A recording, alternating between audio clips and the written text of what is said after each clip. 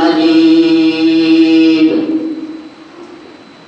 اللهم بارك على محمد وعلى آل محمد كما باركت على إبراهيم وعلى آل إبراهيم إنك حميد مجيد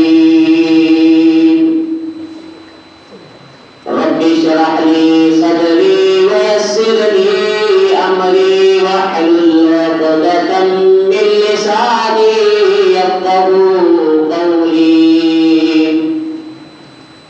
رب زدني علما رب زدني علما رب زدني علما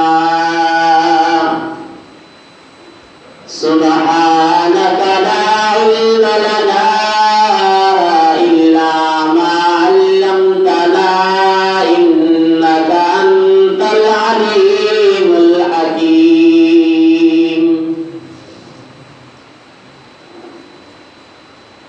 میرے انتہائی واجب الاحترام قابل عزت احترام،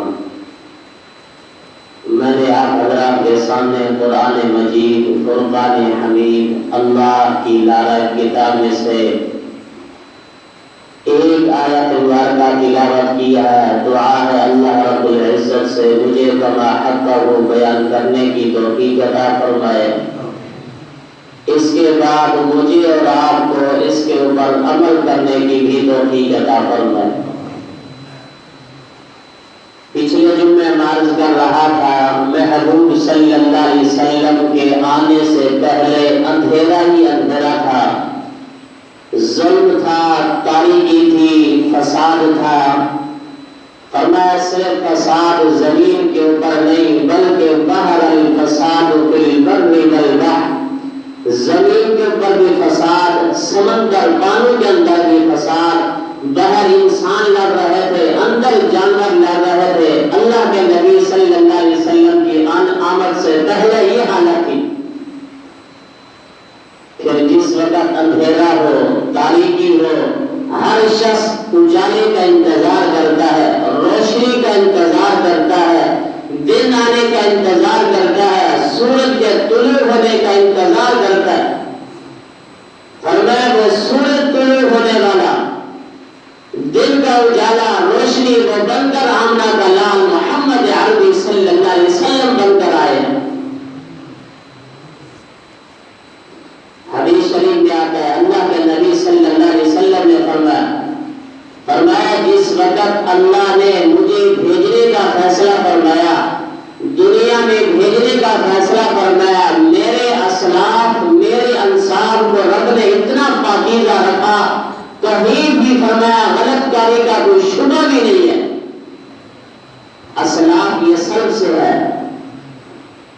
کیا مطلب؟ فرمایا جن جن پشتوں سے رب نے مجھے بھیجنا چاہا، جن جن ارحاموں سے رب نے مجھے بھیجنا چاہا، پشتیں یعنی حضرت عبداللہ سے لے کر حضرت آدم تک ساری پشتیں رب نے پاکیزہ رکھی، اور ارحام سیدہ آمنہ سے لے کر حضرت حوا تک رب نے سارے ارحاموں کو، رحموں کو پاکیزہ رکھا۔ فرمایا اتنا پاکیزہ رکھا، ابراہیم علیہ السلام کے بیٹے ہیں حضرت اسماعیل ذبیح اللہ، انہوں نے ایک شادی کی۔ ابراہیم علیہ السلام اس راستے سے گزر رہے تھے، آپ نے فرمایا میں اپنے بیٹے سے ہوتا ہوا جاؤں، اسماعیل علیہ السلام سے ہوتا ہوا جاؤں، لیکن اس وقت اسماعیل علیہ السلام گھر میں موجود نہیں تھے، ان کی گھر والی تھی۔ آپ نے فرمایا بیٹی اسماعیل کہاں ہے؟ گھر والی نے کہا دادا جی وہ کسی کام سے گئے ہیں۔ حضرت ابراہیم علیہ السلام نے فرمایا اچھا بیٹی یہ بتاؤ تمہارے گھر کا گزران کیسا چل رہا ہے؟ اس نے دو تین الفاظ ایسے بولے جو رب کی شکوے کے طور پہ کچھ الفاظ بولے۔ ابراہیم علیہ السلام کو یہ ناگوار گزرا، اور آپ نے فرمایا بیٹی جس وقت اسماعیل آئے اسے کہنا تیرے گھر کی جو چوکٹ ہے یہ درست نہیں ہے، اس کو تبدیل کر لے۔ اب باتیں اسماعیل باپ بیٹے جانتے تھے، راز کی باتیں باپ بیٹے ہی جانتے تھے. اب اس کے کیا بتا گھر کی چوکٹ کیا ہے. جس وقت اسماعیل علیہ السلام آئے گھر والی نے بتایا تو آپ نے فوراً گھر والی کو طلاق دے دی، دوسری شادی کر لی. چوپر سے مراد گھر والی تھا، دوسری شادی ہو گئی. پھر کچھ عرصے کے بعد ابراہیم علیہ السلام کا پھر ادھر سے گزر ہوا. پھر آپ نے کنڈی کھٹکائی. اس وقت بھی اسماعیل علیہ السلام گھر میں موجود نہیں تھے. اتفاق سے آپ نے فرمایا اسماعیل کہاں ہے؟ بیوی نے کہا کسی کام سے گئے. آپ نے فرمایا اچھا یہ بتاؤ گھر کا گزران کیسا چل رہا ہے؟ اب دوسری بیوی ہے، یہ نیک سال ہے، اللہ والی ہے. کہنے لگی بابا جی اللہ کا شکر ہے، اللہ کا کرم ہے، اللہ کی مہربانی ہے، ہم اللہ کی رضا کے پر راضی ہیں. ابراہیم علیہ السلام فرماتے ہیں میرا دل خوش ہوا.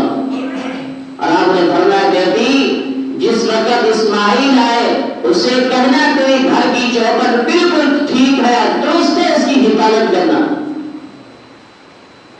تو عرض کر رہا تھا 2-3 الفاظ اس نے بولے تھے، اللہ کو یہ بھی پسند آیا کیونکہ اسماعیل کی پشت سے اللہ نے محبوب کو بھیجنا تھا. اس عورت کو ہٹا دیا اس راستے سے. تو اللہ نے ساری پشتوں کو پاکیزہ رکھا، سارے ارحاموں کو پاکیزہ رکھا. پھر محبوب صلی اللہ علیہ وسلم جس کی پشت میں آتے گئے اللہ اس کی پیشانی کو چمکاتا گیا. آپ اپنے والد ماجد عبداللہ کی جس وقت پشت میں آئے عبداللہ کی پیشانی چمک رہی ہے. ایک سفر کے اوپر جا رہے ہیں، ایک عورت سامنے آ گئی جس کا نام عاطفہ ہے. اللہ اکبر کہنے لگی عبداللہ میں آپ سے نکاح کرنا چاہتی ہوں، میں آپ سے شادی کرنا چاہتی ہوں، میں آپ کی بیوی بننا چاہتی ہوں. عبداللہ اتنے شرمیلے تھے، اپنی نظریں نیچے جھکائی ہوئی ہے، کوئی جواب نہیں دیا. بغیر جواب دیے بغیر نظریں اٹھائے آگے چل دیے. اللہ اکبر کچھ عرصے کے بعد